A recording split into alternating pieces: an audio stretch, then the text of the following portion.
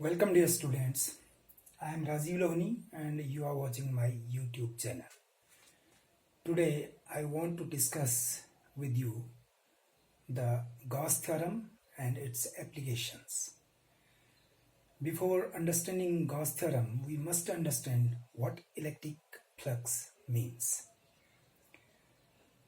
You have studied the electric field lines produced by some charge, and these lines indicate the strength of electric field at a given point. Also, these lines tell the direction of electric field at a given point. The electric flux is defined as the number of electric field lines that cross a surface. For example, I have this surface and these are the electric field lines that are passing through this surface.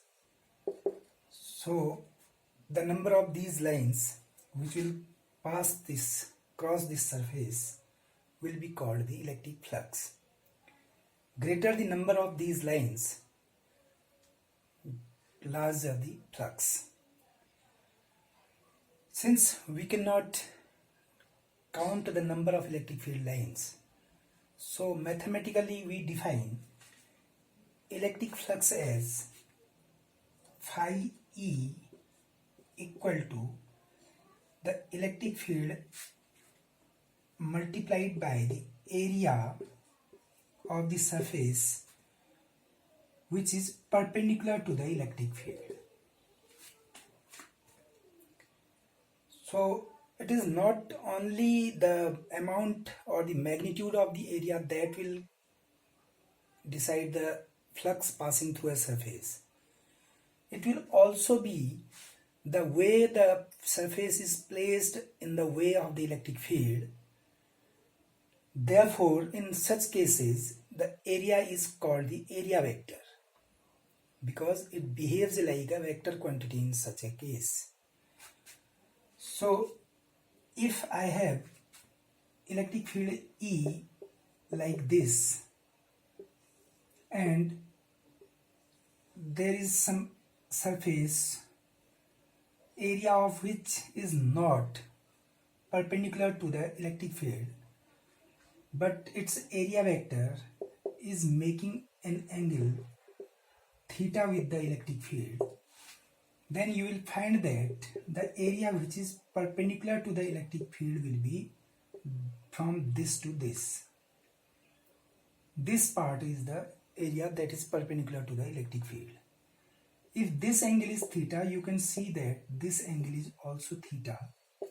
And if the magnitude of the area is A, then from this diagram it is clear that the area which will be perpendicular to the electric field will be A cos theta. Therefore, we can write phi equal to E into A into cos theta, where theta is the angle between the area vector of the given surface and the electric field.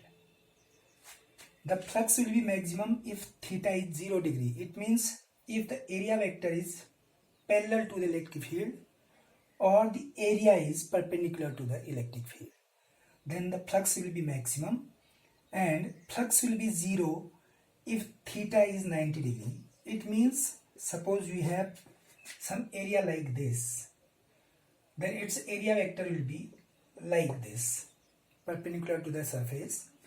If the electric field is this way, then you can see that the electric field is not crossing this area. Since it is not crossing it, so the electric flux passing through this area is also 0. Using this equation also, we can find that since theta is 90 degree, so flux passing through it is phi equal to E into A into cos 90, which is 0. Now, if theta is 180 degree, then flux will be negative and it will be equal to minus E into A, since cos 180 is minus 1. But the negative sign of the flux does not mean that flux is a vector quantity. In fact, flux is treated as positive if it enters some area, and it is treated as negative if it leaves some area. That is what we'll discuss in Gauss theorem also.